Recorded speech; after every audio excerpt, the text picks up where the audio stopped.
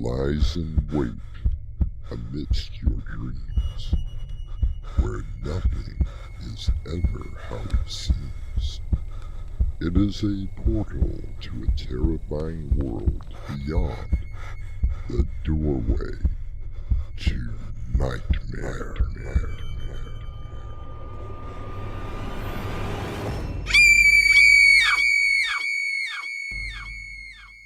The Reluctant Ghost by Winslow Swan. Audiobook narrated and produced by Edward James Beesley.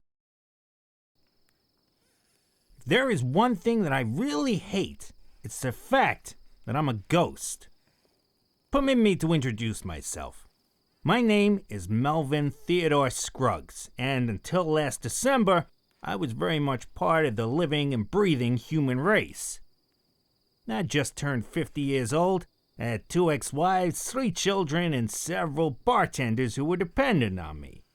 I was what most people would consider handsome, well-educated, and was part of the growing trend of professionals that seemed to breeze through life without a care in the world. Then, a most unexpected occurrence happened to me while I was waiting for the subway to make my way back home. Yes, I died. Without going into the gory details of my demise, let us just say that a 185-pound, 6'1" human being will always get the short end of a stick when trying to confront an 80-ton subway train, which is what happened to me. Whether it was accidental or murder, that's not for me to say, for the powers that be will not inform me.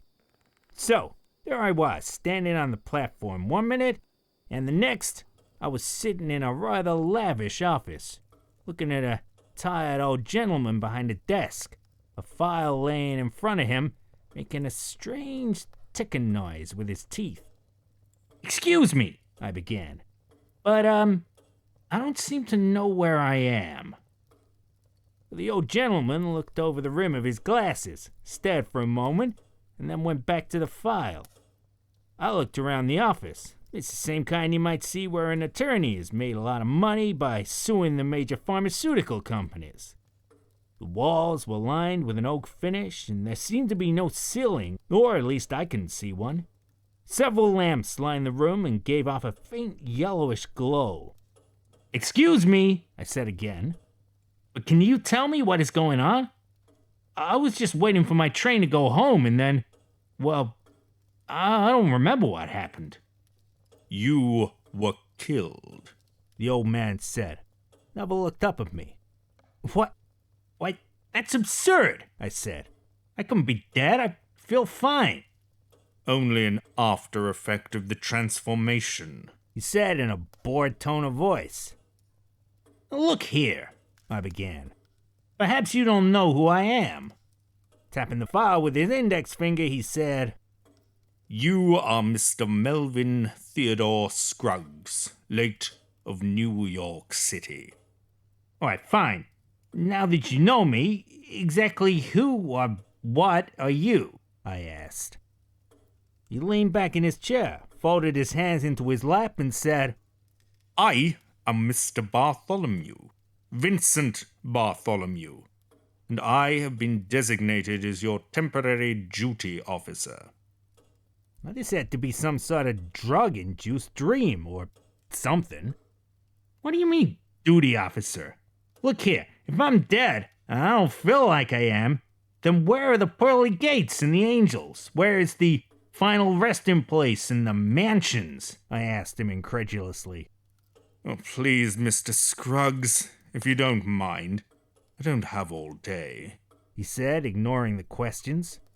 "You will be assigned to a place in a matter of days. I hope that you enjoy the job training." "What are you talking about?" I nearly screamed. "There is no need for shouting. I have several 135 other souls to attend to, and I don't need any attitude from the first one of the day. Now, as I have explained to you, you are no longer alive. You are dead, expired, kicked the bucket, shuffled off the mortal coil. Pushing up daisies, left no forwarding address. 6 feet under, stone cold, rotting away in the ground, worm food, dead. Get used to it, he said. Now, my mouth must have hung down to the floor. There was no way that I could be actually dead. Nah, this was all just a bad dream, and soon I'd wake up from the drunken stupor that I must have found myself in before passing out. You, I think, should be assigned something simple, like, well... Bartholomew thought a moment, scratching his chin. He looked up at me with a grin and said, How would you like to haunt a house? Again, my mouth fell open. What do you mean, haunt a house? I asked. Well, it isn't the nicest house in the neighborhood. As a matter of fact, it's more of a dump. But I have a rather large backlog of houses and I need to fill the space. So, what do you say? I was speechless for only a moment. But that isn't how it works, I yelled. Really? Bartholomew asked. Then why don't you tell me how things work here? Well, when you die, I began rather slowly, there's supposed to be a guy in a black robe with a sickle who, well, I don't know, guides you to wherever. Mr. Bartholomew smiled and said, Yes, the royal treatment. No, sir, it was too much for one man to handle, so we have delegated that pleasant little job out. But what about, you know? I know what, Mr. Scruggs? I almost didn't want to say the word out loud for fear I might not be there and I might really be dead. Heaven, I finally said. Bartholomew laughed, which sent shivers down my spine. You mean, I said when I calmed down, I went to the other place? No, Bartholomew told me after a long pause that shattered my nerves. You are in neither place. This is simply a stopping point where you are assigned certain duties. Now, I still don't understand. Why can't I go to heaven? I finally asked. Because there is no more room, he told me. Now, I'm not the most religious person in the world, but I thought that I was a pretty good person and that I would not have any trouble getting through the pearly gates. So, what, I should have booked ahead? I asked. Very funny, Bartholomew told me. It seems that somewhere, sometime, a long time ago, someone wrote down that if a person were to die violently, say murdered, that soul would automatically get into the club. However, with all the bombings and attacks, there were just too many people coming up here. Aha! I shouted. The old man jumped and said, What? Well, you just said, up here, so I'm in heaven, I proclaimed triumphantly. Well, the old man said slowly, not in a manner of speaking. Think of this as the waiting room. Oh, I said, for it seemed the only thing to say. So, Bartholomew continued, we have to assign certain jobs to certain individuals who meet the criteria set down by the upper management. According to your file, you will be perfect as a ghost. Oh, come on now, I told him. There's no such thing as ghosts. Well, in a manner of speaking, you are right and you are wrong. I don't want to talk to him anymore, in a manner of speaking, or any other way. All I wanted to do was wake up in a nice hospital bed with clean sheets and duty nurses waiting on me. So, can I get your signature? Bartholomew asked, handing me a pen. For what? Why, to be the next resident ghost of Hampton Manor in Ashton, Georgia, he told me.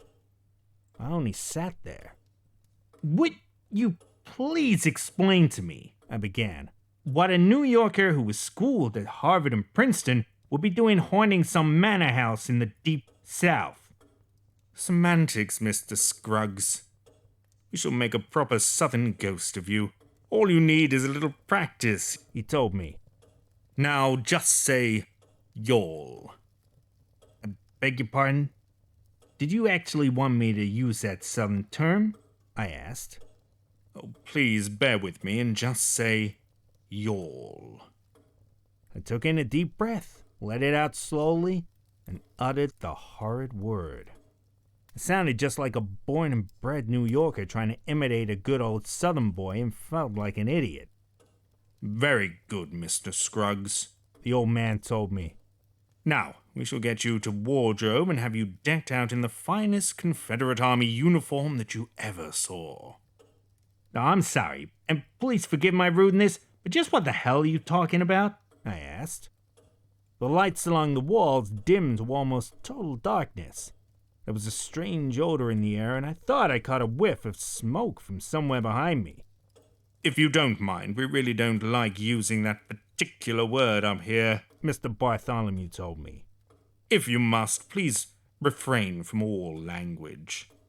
I just want to know what the... He held up a warning finger as the lights slowly came back up to their original strength.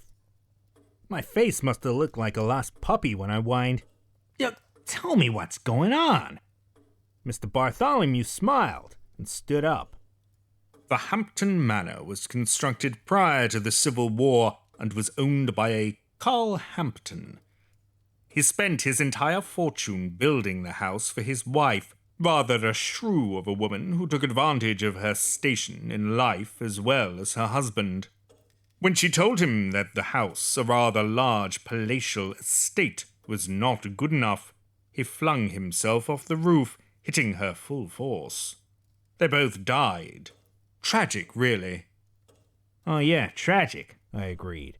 But what does that got to do with... You, my dear Mr. Scruggs, will be playing the part of Carl Hampton. Right now, Joe Turner is down there and his 50 years are almost up, so we have to replace him. Replace who? Joe Turner, a football player who died from a broken neck injury while playing. Anyway, he has been playing the part of Carl Hampton for the last 50 years, and we have just had an opening in the main house, and Mr. Turner is next on the list. So I have the duty of replacing him. You know, the more I looked at you, the more I noticed the resemblance to Carl Hampton. My mind was filling up with questions that had no answers, but I thought that I could try. So, what happened to the original Carl Hampton? Oh, Bartholomew said slowly. Well, he has since retired to other quarters. I suppose that he really didn't like being a ghost. Oh, well, I'm not too keen on the idea myself. Bartholomew frowned and said, Then you are refusing the assignment? Well, what happens if I do? You'll have a double of a time... Wait a minute. What about that? Where are the ones who go, the other place? Oh, that is just the problem, the old man said again, and I could see the weariness in his eyes. You see, with all the bombings and such, and people dying by accident, well, it was like getting a free pass, you see. So the other place has been trying for years to get people there.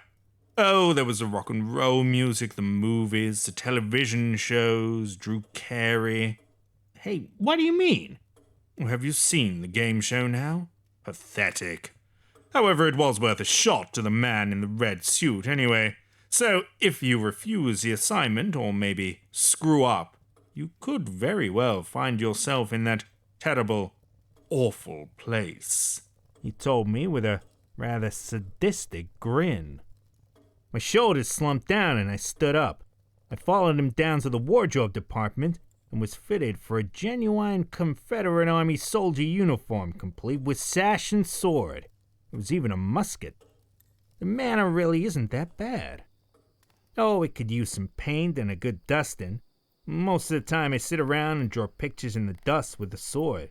Yeah, occasionally someone will come around wanting to buy the old place, but since the market crashed, who can afford $12 million? Now, I have appeared a few times to some unwary traveler who uses the place for shelter, and I feel bad afterwards. The poor souls were just trying to get some sleep. One rule the party told me was to never reveal myself to those guys from the television shows. It is simply another way that the guy in the red suit is trying to get people down there. He told me when he showed me around the place. Halloween is strictly off as well. But he also told me as he left me there. So, here I sit, drawing with my sword in the dust, trying to read the books that still line the shelves and hoping that someone with a television set or a radio will come around soon. I still feel silly giving out a mournful groan followed by, "Y'all?" Now, I really hate being a ghost, but it sure beats the alternative.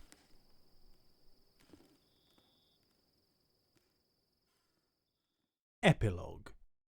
The butler did it.